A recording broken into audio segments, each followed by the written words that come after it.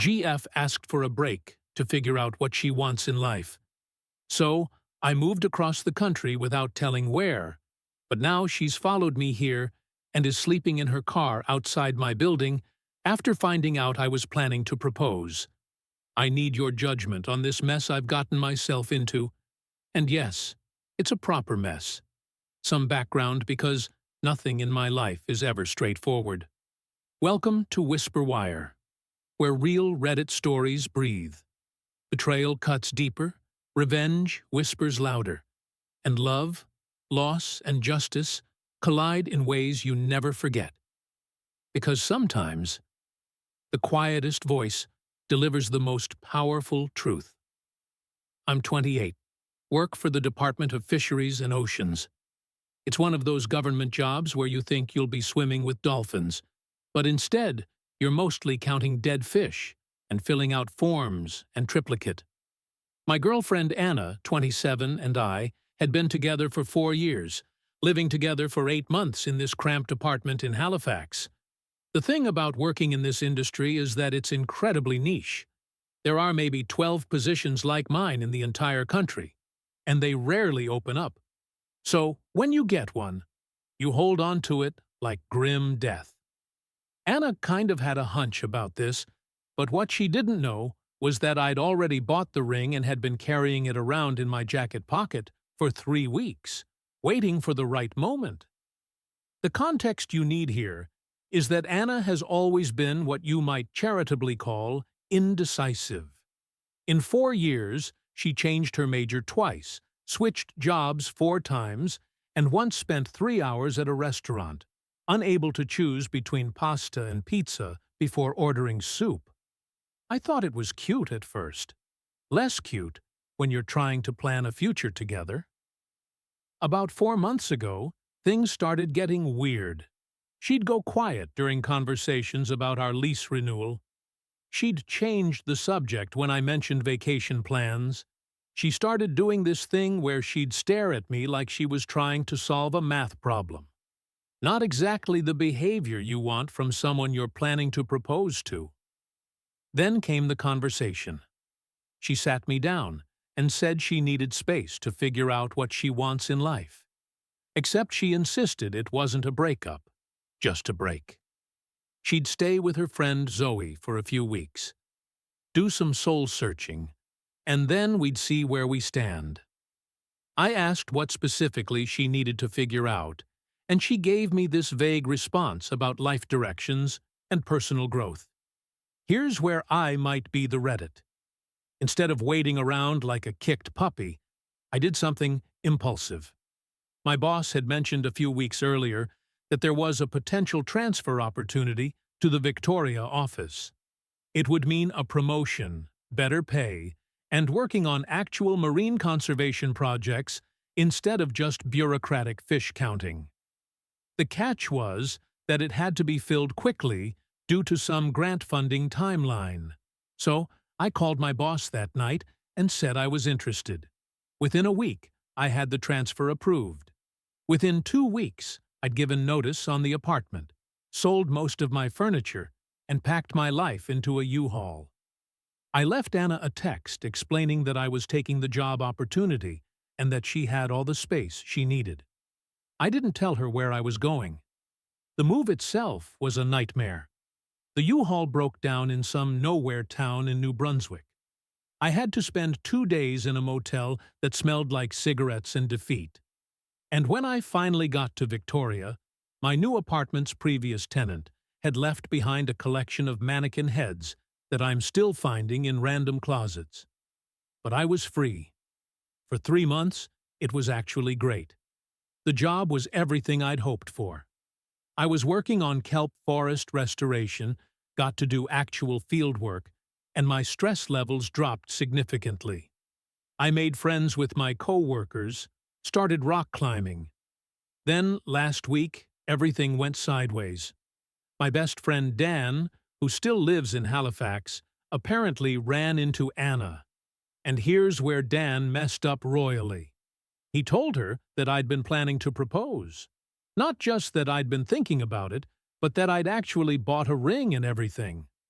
I found this out when he called me panicked, saying he'd accidentally spilled the beans and said where I moved, and Anna had reacted strongly. The next day, I got a call from Anna's mother. Anna's mother read it. A woman who once told me I wasn't ambitious enough for her daughter was now practically begging me to talk to Anna. Apparently, Anna had some kind of breakdown after talking to Dan, realized she'd made a terrible mistake, and was now planning to move to Victoria to win me back. I told Anna's mother as politely as possible that Anna had made her choice, and I'd made mine. The conversation got awkward when she started crying and saying Anna had already quit her job and put in applications for positions in Victoria. 2 days later, Anna started calling me. I didn't answer. She left voicemails that I haven't listened to. Then she started texting. Then she showed up at my workplace because she knows which company I worked at and found the office on Google Maps. My new coworkers now think I'm involved in some kind of romantic thriller. Anna cornered my supervisor, crying and asking for my schedule. Security had to escort her off the property. It was mortifying. The final straw was yesterday when I came home to find Anna sitting on my apartment building's front steps with suitcases and red eyes. She'd somehow found out where I live, probably through Dan, who clearly can't keep his mouth shut about anything or coworkers. She tried to approach me. I told her we had nothing to discuss, and went inside.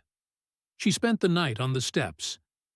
Building management is not happy, so here I am. Reddit Anna's parents are calling me daily. Dan is acting like I'm the bad guy for not hearing her out. Anna is apparently staying at some hostel. Ida for moving cities, without telling her, and now refusing to discuss anything with her. Part of me wonders if I'm being too harsh, but honestly, the fact that she only realized she wanted to be with me after finding out about the proposal feels pretty telling. Also, I still have the ring. It's in my sock drawer, mocking me. Edit to add. For those asking, yes, I know this situation is insane. Yes, I know normal people don't handle breakups by fleeing across the country, but also normal people don't show up at your workplace after giving you the I need space speech. Edit to add too. To clarify, we had no shared finances, pets, or major joint commitments. The apartment lease was in my name only because her credit was terrible from the great changing major's financial disaster of years ago. Update 1. Hey Reddit, Oppie back with an update that nobody asked for, but everyone's going to get anyway. So, it's been a week since my original post, and wow, you guys really didn't hold back in the comments. The UDA because you didn't communicate crowd had some points, but the NTA Run Faster team really spoke to my soul. Special shout out to whoever said I should change my name and become a lighthouse keeper. Honestly, considering it at this point. Anyways, remember how I mentioned Anna was staying at a hostel? Well, apparently hostels have time limits, and Anna has now graduated to sleeping in her car, which she parked across from my building. My elderly neighbor Amy has started bringing her sandwiches because she looks so sad and thin. I tried to explain to Amy that this is not a romantic movie situation, but she just patted my arm and muttered something in Mandarin that I'm pretty sure was calling me heartless. The work situation has become a running joke that I'm not in on. My supervisor keeps making comments about my persistent visitor, and yesterday asked if I needed to take some personal time to sort things out. I told him everything was fine, which was when Anna chose that exact moment to walk past the office windows carrying a sign that said, "I'm sorry," and what appeared to be kelp kelp. Reddit. She made a sign out of seaweed. He just raised his eyebrows and said we'd continue the conversation later. The Dan also called me 3 days ago drunk, talking about how he wanted to make things right. I told him the only thing he could make right was buying me a beer and staying out of my business. I'm seriously considering blocking him, but he's been my best friend since high school, and his heart is in the right place, even if his brain has clearly been replaced with cottage cheese. But here's where things got really weird. Anna got a job. Not just any job. She got hired at the Victoria Aquarium as a volunteer, the same aquarium that partners with our department on several projects, the same aquarium where I have to go for meetings twice a month. When I found out about this yesterday through my coworker Claudia, who heard it from her friend who works there, I laughed so hard I nearly choked on my coffee. It's either the most dedicated stalking move in history, or Anna has genuinely decided to rebuild her entire life around mine. My new rock climbing buddies think this whole situation is hilarious. They've started a betting pool on how long Anna will last before giving up. Current odds have her lasting another 2 weeks, but John thinks she'll make it until winter hits and reality sets in about Victoria's rain situation. The phone calls from her parents have thankfully stopped, but now I'm getting Facebook messages from her sister asking if I'm going to let Anna destroy her life over pride. I don't even know how to respond to that pride. I moved across the country to get away from someone who couldn't decide if she wanted to date me. That's not pride. That's self-preservation. Here's the thing that's bugging me most, Reddit. Everyone keeps acting like I'm the villain for not giving her a chance to explain. But explain what? That she realized she wanted me after finding out I was going to propose. That she's now willing to uproot her entire life for someone she needed space from 3 months ago. The math doesn't add up. I did take some of your advice, though. I talked to building management about the car situation. They can't legally do anything since she's parked on a public street, but they've started documenting everything in case I need to pursue other options later. I also finally listened to one of her voicemails. Big mistake. It was 12 minutes of crying and rambling about how she knows now what she wants and made the biggest mistake of her life. Not exactly compelling evidence for her case. I also went on a second date with someone from the climbing gym, but had to explain why there was a crying woman following us at a safe distance. She was remarkably cool about it. Said it reminded her of her own crazy ex situation, but I could tell it freaked her out a bit. Can't blame her. I keep thinking about what some of you said about Anna only wanting me now because I'm unavailable. It feels true, but it also makes me angry in a way I wasn't expecting. Like, this woman had 2 years to figure out if she wanted a future with me, and the minute I'm gone, she becomes decisive. It's insulting. Tomorrow, I have to go to the aquarium for a project meeting. Anna will probably be there. I have no idea what I'm going to do if she approaches me in a professional setting. My plan is to be polite but firm, and hope she has enough sense not to make a scene in front of our colleagues. Still have the ring, by the way. Still mocking me from the sock drawer. Edit to add. Someone asked about my mental health through all this. Honestly, I'm doing okay. Annoyed, frustrated, confused, but okay. The new job really is great, and Victoria is beautiful. If Anna wasn't here turning my life into a sitcom, I'd be genuinely happy. Edit to add too. To whoever suggested I should appreciate the grand romantic gesture, this isn't a rom-com. This is a woman who couldn't commit to a restaurant order making life-altering decisions based on FOMO. There's nothing romantic about it. Update 2. Reddit. I'm back. And boy, do I have stories for you. It's been about 10 days since my last update, and somehow this situation has managed to get both better and so much worse simultaneously. First, the work drama. Remember how I was worried about seeing Anna at the aquarium meeting? Well, that happened, and it was every bit as awkward as expected, with bonus complications I couldn't have anticipated. Anna wasn't just there as the new volunteer. She was actively part of our project discussion about the kelp restoration initiative. the same kelp restoration that's been my baby for the past 3 months. The irony was not lost on me that she'd managed to insert herself into my actual work life. The meeting itself was surreal. Anna sat 3 seats away, taking notes with the intensity of someone defusing a bomb, while I tried to explain water quality parameters to a room that included my ex-girlfriend, who was pretending we'd never met. My supervisor kept glancing between us like he was watching a tennis match. The aquarium director, who clearly had no idea about our history, kept praising Anna's enthusiasm and fresh perspective on marine conservation. I wanted to crawl under the conference table. After the meeting, Anna tried to corner me by the jellyfish tanks. I saw her coming and made a strategic retreat to the gift shop, where I spent 20 minutes pretending to be fascinated by stuffed sea otters until she gave up. My coworker Claudia found me there and asked if I was okay. I told her I was fine, which was when Anna appeared holding a cup of coffee and looking like she'd been crying.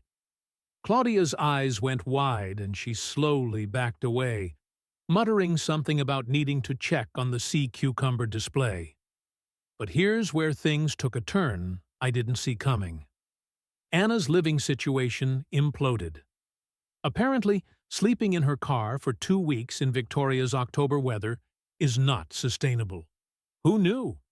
She'd been rotating between different parking spots to avoid getting ticketed, showering at the community center, and living off gas station sandwiches and Amy's Pity Meals. This information came to me via Dan, who called me at work during work hours, the absolute genius, practically screaming about how I was letting Anna live like a homeless person. I told Dan that Anna's housing situation was not my responsibility, and she could go back to Halifax any time she wanted. He called me heartless.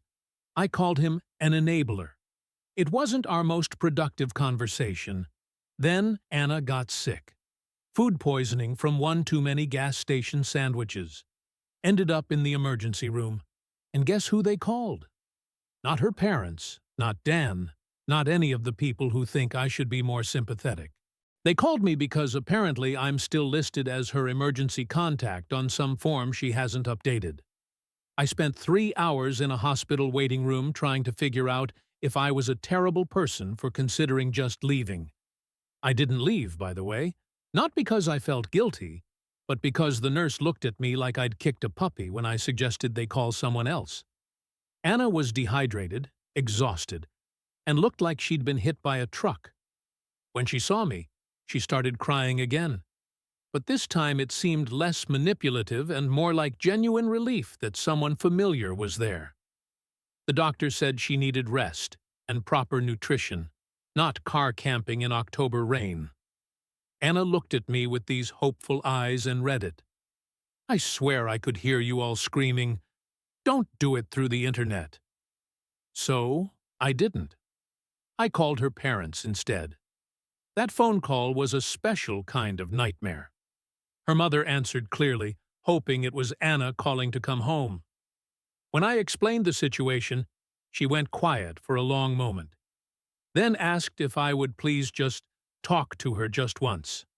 I said I'd think about it, which in retrospect was a mistake because Anna's mother interpreted, "I'll think about it" as yes. I'll have a heartfelt conversation that leads to reconciliation. Anna's father flew out the next day. I've met him maybe 30 times in 4 years, and he's always been polite but distant. Seeing him at the hospital was weird. He thanked me for staying with her, then asked if we could talk privately. We went to the cafeteria where he bought me terrible coffee and told me Anna had quit her job in Halifax without giving notice, burned through her savings getting to Victoria, and had been lying to them about having a place to stay here. He also told me something I didn't know. Anna had apparently been seeing a therapist since our breakup, not because of the breakup specifically, but because she'd realized she had some pattern of running away from good things when they got serious. Her dad said the therapist had advised against following me to Victoria, but Anna had convinced herself she needed to prove she could change. This information made me feel complicated. On one hand, it explained some things about her behavior during our relationship. On the other hand, it felt like manipulation through therapy speak. I told her dad I appreciated him sharing that, but it didn't change my position. He said he understood and asked if I'd at least consider letting Anna explain herself once before writing her off completely. I said I'd think about it again. I really need to stop saying that. Meanwhile, my actual life has been continuing. I went on a third date with the same girl as before, which went really well until she asked directly about the Anna situation and whether I was actually over my ex. I tried to explain that I wasn't hung up on Anna. I was just trying to deal with her showing up in my life uninvited, but it sounded unconvincing even to me. This girl is smart and direct, and she basically said she liked me, but wasn't interested in dating someone who was in the middle of unresolved drama with an ex. Fair enough. Also, Anna found an apartment, a real apartment, not a car or a hostile room. It's 8 blocks from mine. 8 blocks. She's not just staying in Victoria temporarily anymore. She's building a life here. When Dan told me this, because of course he's still getting regular updates on Anna's life choices, I felt something I couldn't identify. Her father is flying back home in 2 days. Anna's dad asked one more time if I'd meet with her, just to give her closure, if nothing else. He said she'd written me a letter, but was afraid to give it to me because she thought I'd throw it away without reading it. I'm honestly torn. Read it. Part of me wants to maintain my boundaries and keep saying no. Part of me is curious about what she has to say, if only to understand what the hell she was thinking when she asked for a break. And part of me wonders if I owe her a conversation, not for reconciliation, but just for basic human decency. I've been carrying that engagement ring around for months now. First, planning to give it to her, now not knowing what to do with it. Maybe it's time to finally return it and close that chapter properly. Still haven't decided what I'm going to do? Edit to add. Yes, I know some of you think I should just talk to her. Yes, I know some of you think I should run for the hills. Both options feel complicated right now. Edit to add. For those asking about the letter, I got it from her dad today. And no, I haven't read it. Update 3. Hey Reddit. Me again, with what I hope is the final update to this ongoing mess. It's been about 12 days since my last post, and I've got news, decisions, and one very uncomfortable conversation to tell you about. But first, some context on how my brain has been handling all this. The whole situation was starting to affect my sleep. I'd lie awake thinking about Anna's dad's words about her therapy, about last date, asking if I was really over Anna, about whether I was being needlessly cruel or appropriately firm. My rock-climbing buddies were getting tired of hearing about it. And honestly, I was getting tired of thinking about it. Something had to give. So, I made a decision.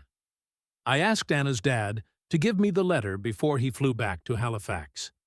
Not because I was ready to forgive and forget, but because I figured I owed it to myself to understand what was going through her head. If nothing else, it would give me closure and maybe some insight into what went wrong. The letter was not what I expected. Read it. 7 pages, handwritten, and surprisingly coherent for someone who historically couldn't decide on sandwich toppings. I won't bore you with all the details, but here are the highlights that actually mattered. Anna admitted she'd asked for the break because she'd gotten scared about the future we were building together. Apparently, she'd overheard me on the phone with my mom talking about marriage and kids, and instead of being happy about it, she'd panicked. She wrote about having this pattern her whole life of sabotaging good things when they got too real, and how she'd convinced herself she needed space to figure out if she really wanted what we had, or if she was just going along with it because it was expected. The part that got to me was where she wrote about realizing, after I left, that she hadn't been questioning whether she wanted a future with me. She'd been questioning whether she deserved one. Apparently, her previous relationships had all ended badly, mostly due to her own indecision and flakiness, and she'd started believing she wasn't capable of being in a serious relationship. She also addressed the Dan situation. When he told her about the ring, it wasn't just that she realized I'd been planning to propose. It was that she realized I'd been planning a future she'd been too scared to even discuss. She felt like she'd thrown away something real because she was too much of a coward to confront her own issues. The letter ended with an apology for following me to Victoria and making my life complicated. She said she wasn't expecting forgiveness or reconciliation, but she'd needed me to know that leaving her hadn't been wrong. Staying with someone who couldn't appreciate what they had would have been. Reading it felt like getting punched in the stomach and hugged at the same time. But here's the thing, Reddit. Understanding someone's motivations doesn't automatically fix the hurt they caused. Anna might have had reasons for asking for a break, but she'd still chosen to walk away from our relationship when things got serious. And then she'd chosen to upend both our lives by following me across the country. Good intentions don't negate poor decisions. I decided to meet with her. One conversation, and I suggested the botanical gardens because it's public but quiet, and if things got weird, I could always claim I needed to study the native plant species for work. The conversation was strange. She didn't cry or beg or try to convince me to take her back. Instead, she complimented the kelp restoration project and thanked me for staying at the hospital when she got sick. Then she said something that surprised me. "I know you're not going to give me another chance, and I understand why, but I need you to know that following you here wasn't about trying to win you back. It was about proving to myself that I could make a hard decision and stick with it for once." That was not the angle I've been expecting. She told me she started seeing a therapist in Victoria, too, working on the patterns that had led to our breakup. The job at the aquarium wasn't just about staying close to me. It was about building a life in a place where she had to be independent and decisive. She said Victoria felt like a fresh start, and she wanted to see if she could become someone who didn't run away from good things. We talked for about an hour. No drama, no big revelations, no movie moments, just two people who used to care about each other trying to understand what had gone wrong. At the end, she asked if I could forgive her for the way everything had happened. I told her I was working on it. When we were saying goodbye, Anna asked what I was going to do with the engagement ring.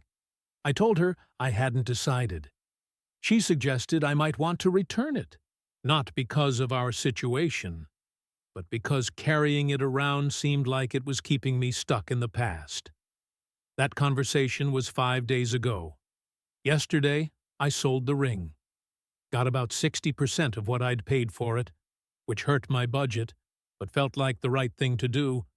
Used some of the money to take my climbing group out for dinner. Dan is still an idiot who can't keep secrets, but he means well. Anna's parents sent me a thank you card for helping their daughter find herself, which was weird but thoughtful. Amy still brings Anna sandwiches sometimes, but now she also brings me homemade dumplings and matchmaking suggestions for nice Chinese girls who won't run away to other cities. I love my job, and I love Victoria. Anyways, I wanted to end this at a positive note because my hands hurt writing. So, thank you for reading, guys. You advice help do. This was Whisperwire, where silence isn't weakness. It's the ultimate revenge. If this story stayed with you, subscribe and join the journey, because tomorrow's whisper might just become the story of your life.